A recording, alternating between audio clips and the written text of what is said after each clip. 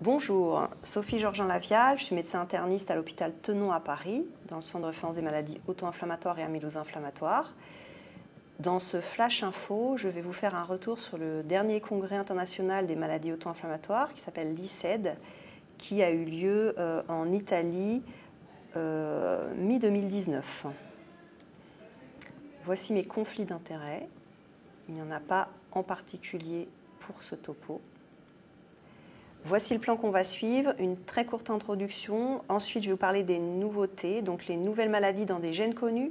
Ensuite, une nouvelle maladie qui va activer les inflammasomes. Ensuite, de nouveaux gènes qui ressemblent à des maladies connues.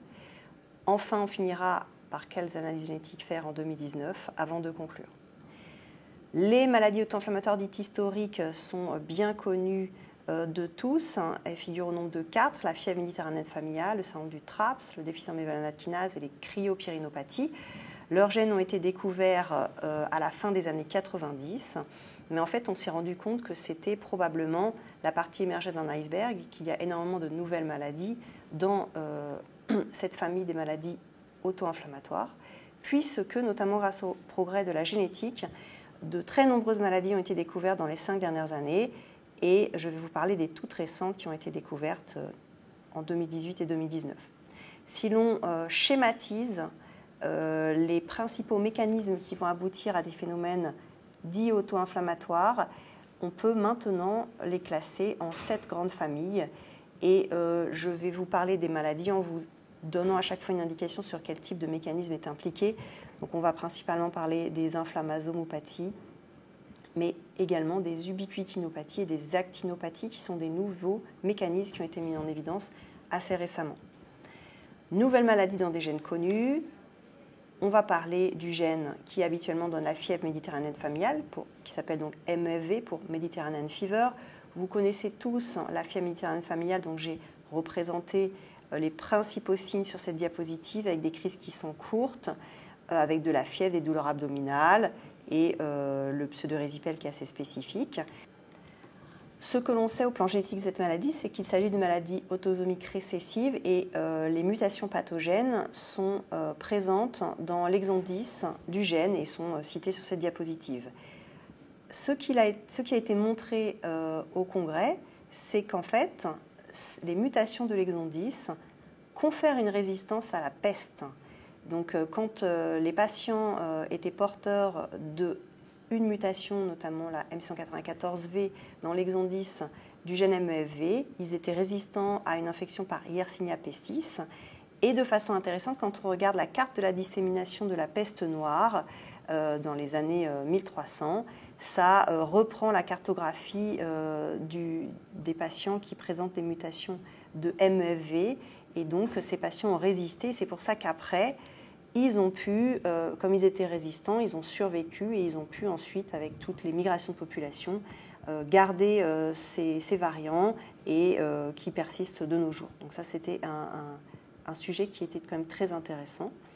Les deuxièmes choses intéressantes concernent les autres maladies qui touchent le gène MEFV. Il avait été montré par le passé qu'il y a d'autres formes dominantes dans l'exon 5 et dans l'exon 8 du gène MEFV qui donnent une fièvre méditerranéenne familiale chez les patients non méditerranéens.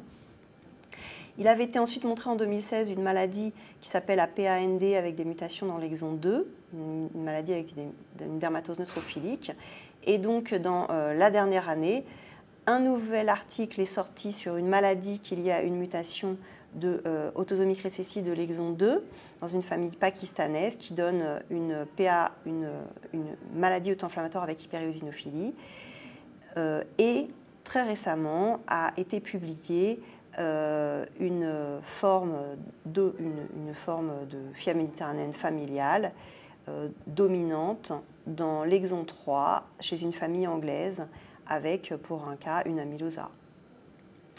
Ensuite, dans le domaine des cryopyrénopathies, il est important de discuter de l'intérêt de faire de la génétique pour rechercher des mutations somatiques, puisque c'est dans ces maladies que les mutations somatiques ont été découvertes il y a quelques années. Pour rappel, ici, les principaux signes des cryopyrénopathies qui sont les phénomènes inflammatoires avec au premier plan l'urticaire au froid, mais également les signes de neuroinflammation.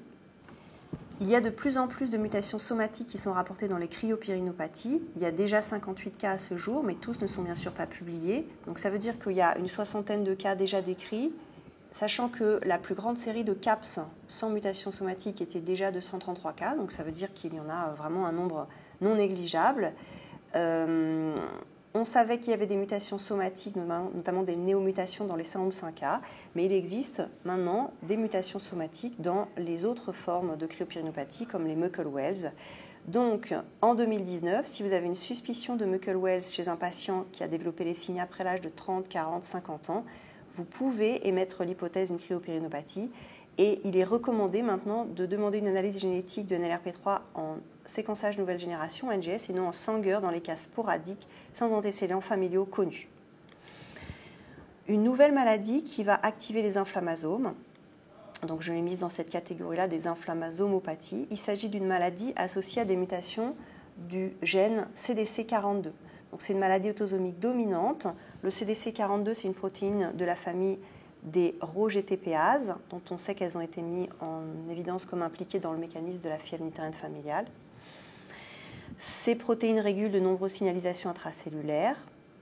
L'âge moyen de début des symptômes chez ces patients était très très précoce, en naissance ou période néonatale, et ils présentaient des épisodes fébriles récurrents avec une éruption volontiers urticarienne, un retard de croissance, une hépatosplénomégalie, une dysmorphie faciale qui peut évoquer un syndrome 5A. Ils avaient tous des cytopénies, majoritairement dans 100% des cas en fait des anémies, mais dans 50% des cas des thrombopénies et dans 50% des cas un syndrome d'activation macrophagique. Quand il y avait une biopsie de peau, elle montrait un infiltrat lymphocytaire périvasculaire et neutrophilique. Le diagnostic différentiel est en fait les maladies qui donnent des syndromes d'activation macrophagique génétique comme NLRC4 ou XIAP. Vous voyez ici les arbres généalogiques, donc c'était à chaque fois de novo avec des dysmorphies. Les anti-interleukinins sont efficaces chez ces patients et permettent de diminuer l'inflammation et le syndrome d'activation macrophagique. Du coup, on pourrait ranger cette maladie dans la famille des maladies auto-inflammatoires monogéniques associées aux autres maladies qui donnent des SAM comme le NLRC4. On va voir maintenant des nouveaux gènes qui ressemblent à des maladies connues. Donc, ils sont pour une grande partie d'entre eux dans la famille des ubiquitinopathies. Donc, on va revoir un petit peu la physiopathe. Ce sont des défauts qui touchent la voie NF-kappa B. Donc, à quoi ça peut ressembler ? Cliniquement, ce sont souvent des patients qui ont une aphthose unibipolaire, donc qui étaient auparavant classés comme B7, mais B7 avec un début précoce ou une forme familiale. Par ailleurs, certains patients ressemblent à des déficits immunitaires et étaient étiquetés auparavant déficits immunitaires de type commun variable. Sur cette diapositive, vous voyez de façon très schématique la voie d'activation d'NF-kappa B après le contact avec le récepteur du TNFR de type 1. Et on va voir qu'il y a des mutations qui peuvent toucher des protéines qui sont proches du récepteur, comme RIPK1, mais également d'autres voies, comme même NF-kappa B.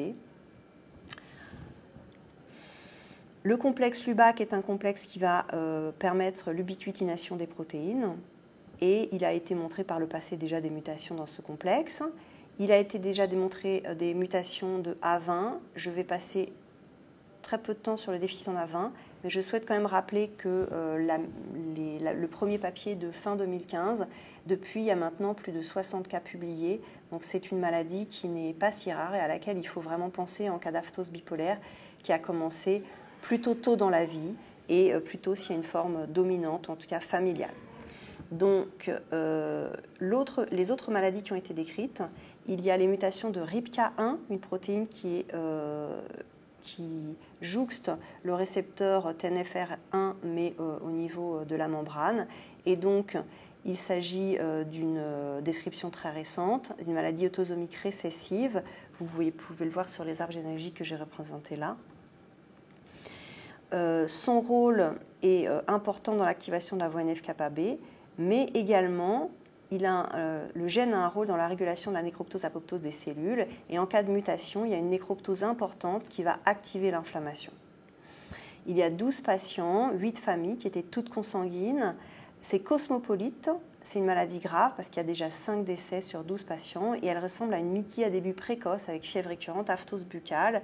Il y a une polyarthrite non érosive et il y a un tableau de DICV avec une hypogammaglobulinémie et des infections à répétition.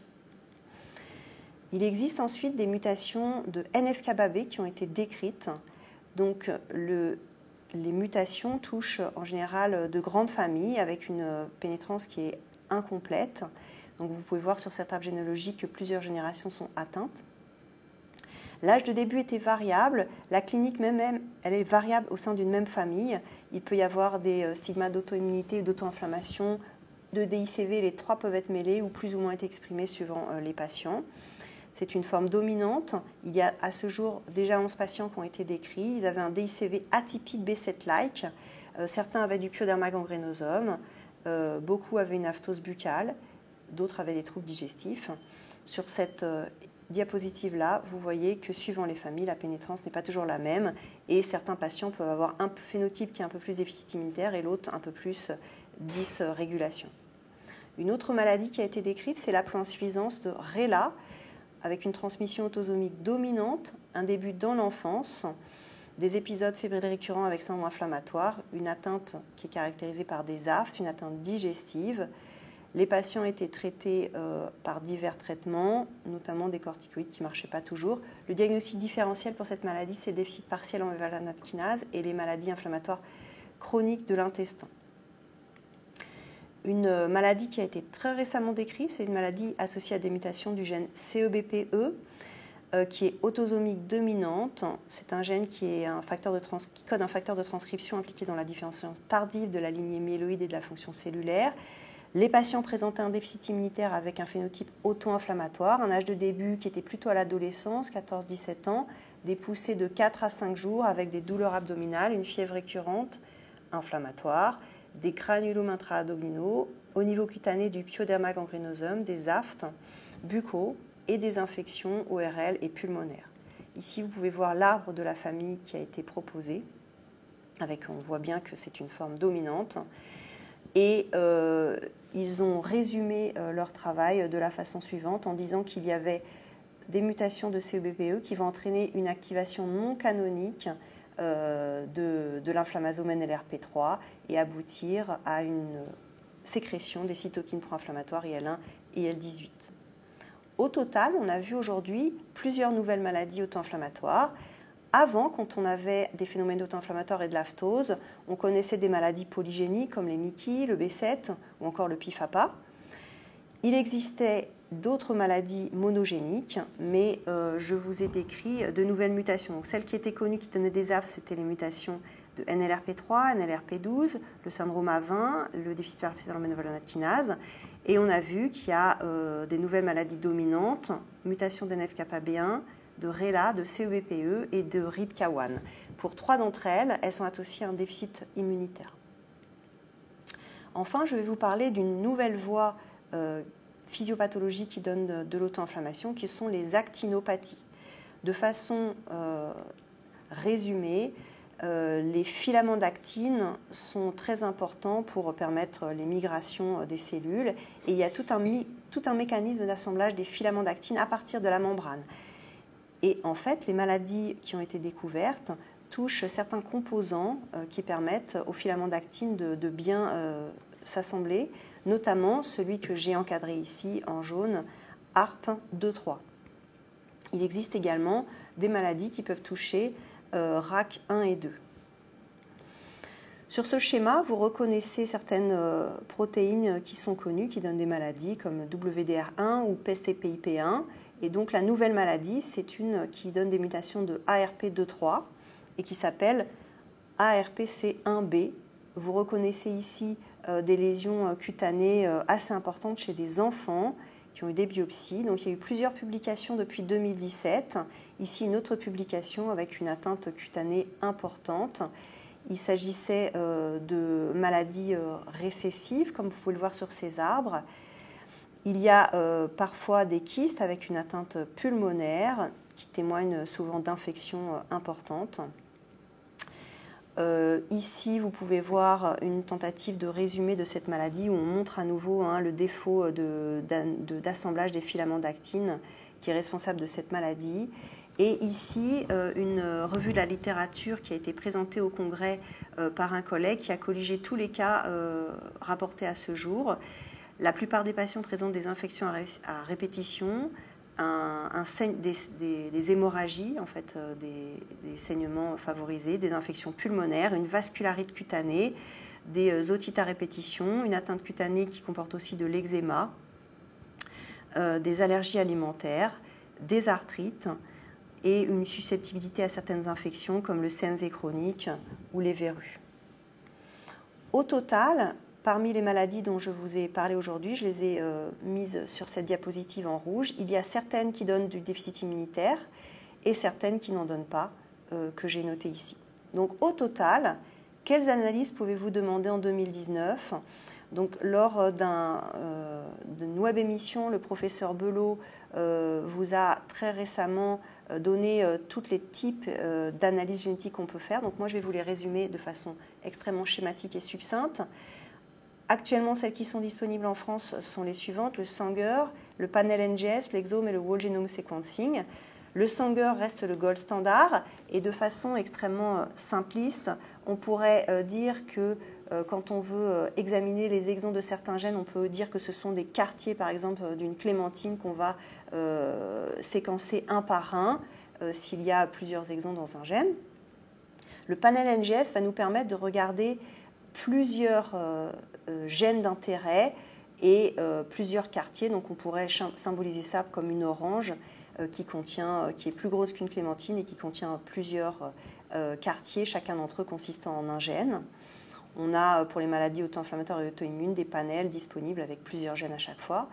L'exome permet de séquencer tous les exons de l'ADN, donc on pourrait dire que c'est comme un cajot d'orange avec plusieurs exons de plusieurs gènes qui sont disponibles. Et enfin, le whole genome sequencing serait finalement soit un orangé complet avec ses feuilles, puisqu'il y a les introns et ses oranges pour les exons, mais on pourrait également représenter un champ entier d'orangés, puisque sur le whole genome sequencing, on a vraiment beaucoup d'informations. En conclusion, il y a de plus en plus de nouvelles maladies génétiques. Chaque année, il y en a une dizaine de nouvelles. La physiopathologie se complexifie également. Vous avez vu apparaître il y a quelques années les ubiquitinopathies. Maintenant, on a les actinopathies. Il y a une place croissante de la génétique. Je pense qu'il est important d'essayer d'échanger sur ces patients, de partager nos expériences. Également, les traitements ne sont pas codifiés, donc il faut qu'on partage nos expériences sur ces maladies très rares. Il y a un intérêt pour cela des RCP de la filière d'une part, mais également un intérêt d'un nouveau programme qui se met en route et pour lequel on a également un flash actualité qui a été fait par le professeur Belot. C'est le programme France Médecine Génomique qui va permettre d'avoir des whole genome sequencing en trio pour des patients et leurs parents pour les indications de notre filière. Je vous remercie de votre attention et reste à votre disposition. En cas de questions, vous avez mon mail sur cette diapositive. Bonne journée.